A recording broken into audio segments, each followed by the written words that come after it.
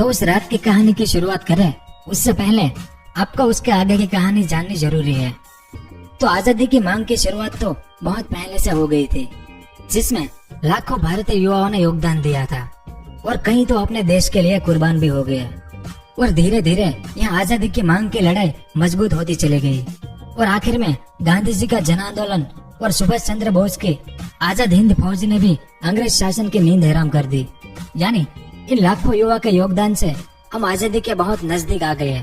और तभी साल 1945 में यानी दूसरे विश्व युद्ध के खत्म होने के बाद अंग्रेजों की आर्थिक हालत बद से बदतर हो गई और वे अपने ही देश में शासन करने में असमर्थ हो गए। इसके बाद आजाद भारत का सपना सच होने की कगार पर था, क्योंकि अंग्रेजों ने यह ऐलान कर दिया कि अब हम कुछ समय में भारत को आजाद कर देंगे। और फिर फरवरी 1947 में लॉर्ड माउंटबेटन को भारत का आखिरी वाइसरॉय चुना गया और माउंटबेटन को यह जिम्मेदारी दी गई कि तुम व्यवस्थित तरीके से भारत को आजाद करो। अब सवाल यह उठता है कि भारत को आजाद करने के लिए लॉर्ड माउंटबेटन को ही क्यों चुना गया था। तो माउंटबेटन दूसरे विश्व युद्ध में अलाइड फोर्सेस यानी मित्र देशों सेना के कमांडर थे और यह अलाइड फोर्सेस दूसरा विश्व युद्ध जीती थी, इसलिए माउंटबेटन एक जाना माना चेहरा बन गए थे। इसी वजह से उन्हें भारत को आजाद करने के लिए चुना गया था। अब अंग्रेज सरकार ने यह तय कर दिया कि 3 जून 1948 को भारत को आजादी देनी है।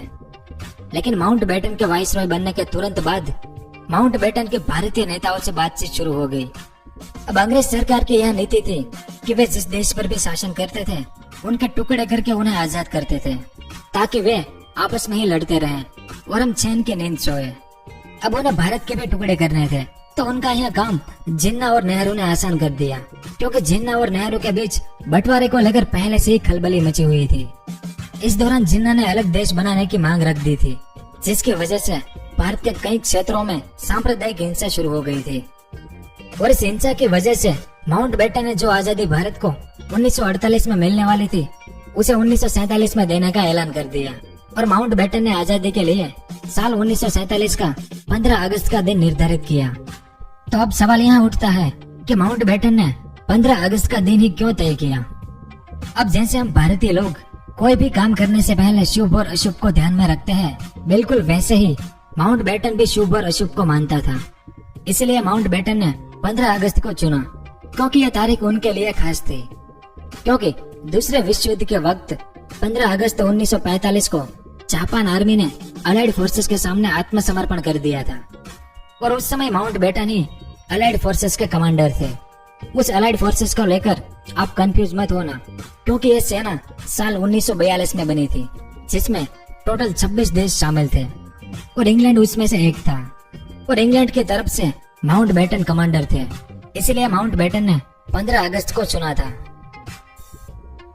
लेकिन जब 15 अगस्त तय हुई तो भारतीय मनस्विदों और ज्योतिषियों ने इसका इनकार किया कि यह दिन हमारे लिए ठीक नहीं है, क्योंकि उनके मुताबिक यह तारीख अमंगल और अपवित्र थी।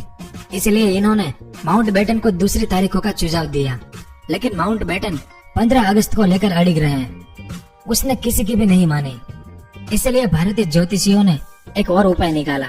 उन्होंने 14 और 15 अगस्त की रात 12 बजे का समय तय किया, क्योंकि अंग्रेजों के हिसाब से रात 12 बजे से अगला दिन शुरू होता है, लेकिन हिंदू कैलेंडर के हिसाब से सूर्योदय के उगने के बाद अगला दिन शुरू होता है।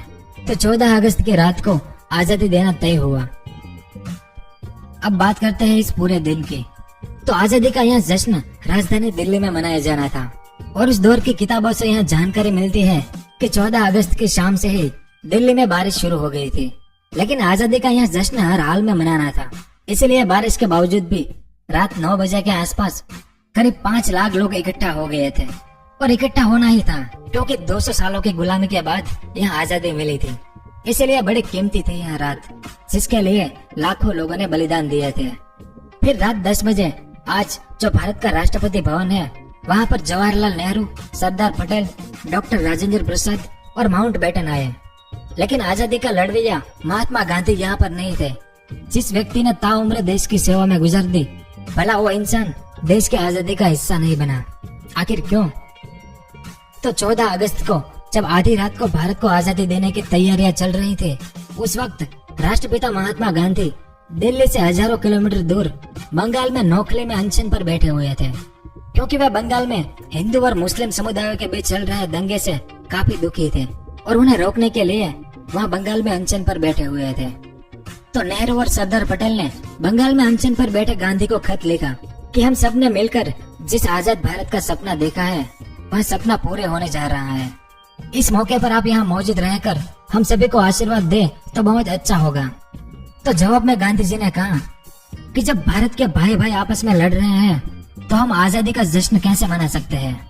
यहाँ बंगाल में देखो और वहाँ पंजाब में देखो, अगर ऐसी आपसी हिंसा के बाद हमें ये आजादी मिल रही है तो मैं हिंदुस्तान के उन करोड़ों लोगों को यह संदेश देना चाहता हूँ कि ये जो तथाकथित आजादी आ रही है ये मैं नहीं लाया, ये सत्ता के लालची लोग सत्ता के हस्तांतरण के चक्कर में फंसकर लाए हैं। तो इन कारण से गांधी जी इस जश्न में शामिल नहीं हुए थे। अब यहाँ दिल्ली में भारतीय ज्योतिषियों ने पंडित नेहरू से कहा कि आप अपनी आजादी की स्पीच रात 11:51 पर शुरू करें और 12 बजे तक खत्म कर दें। उसके बाद शंखनाद किया जाएगा जो एक नए देश के जन्म की गूंज दुनिया तक पहुंचाएगा। और जैसा तय हुआ वैसा ही हुआ। 14 अगस्त की मध्य रात्रि को जवाहरलाल नेहरू ने राष्ट्रपति भवन से ऐतिहासिक भाषण दिया, जिस भाषण को पूरी दुनिया ने सुना। लेकिन उस रात देश की राजधानी का सबसे बड़े पुरोधा और देश की स्वतंत्रता की नींव रखने वाले मोहनदास करमचंद गांधी ने वो भाषण नहीं सुना था, क्योंकि यहाँ बंगाल और उस तरफ पंजाब में जो हिंसा हुई थी उसकी आप कल्पना भी नहीं कर सकते। क्योंकि भारत के लाखों लोगों का पाकिस्तान जाना और पाकिस्तान से भारत आना यह मानव जाति के इतिहास का सबसे बड़ा स्थानांतर था। यह सब देखकर गांधी जी बड़े दुखी थे, क्योंकि उनकी मांग पूर्ण स्वराज्य की थी, जो मिला तो सही लेकिन 2 टुकड़ों में बंटकर। इसलिए उन्होंने आजादी का यह जश्न नहीं मनाया था। फिर 15 अगस्त के दिन की शुरुआत सुबह 8:30 बजे हुई, जब राष्ट्रपति भवन में शपथ ग्रहण समारोह हुआ। नई सरकार ने दरबार हॉल में शपथ ली, लेकिन तब ना तो राष्ट्रगान गाया गया और ना ही तिरंगा पहनाया गया। और आज का जो हमारा राष्ट्रगान है वो गीत टैगोर जी ने साल 1911 में ही लिख दिया था, लेकिन यह गीत साल 1950 में राष्ट्रगान बनाया गया और अगले दिन यानी 16 अगस्त को लाल किले से तिरंगा पहनाया गया था। अब आजादी मिल गई, लेकिन अब भी बंटवारे की सीमा रेखा तय नहीं थी कि यहाँ से यहाँ भाग पाकिस्तान का होगा और यहाँ भाग भारत का।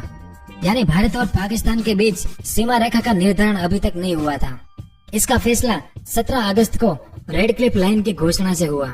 अगर आपको बंटवारे की यह लाइन कैसे खींची गई उस पर वीडियो देखना है तो नीचे कमेंट कीजिए।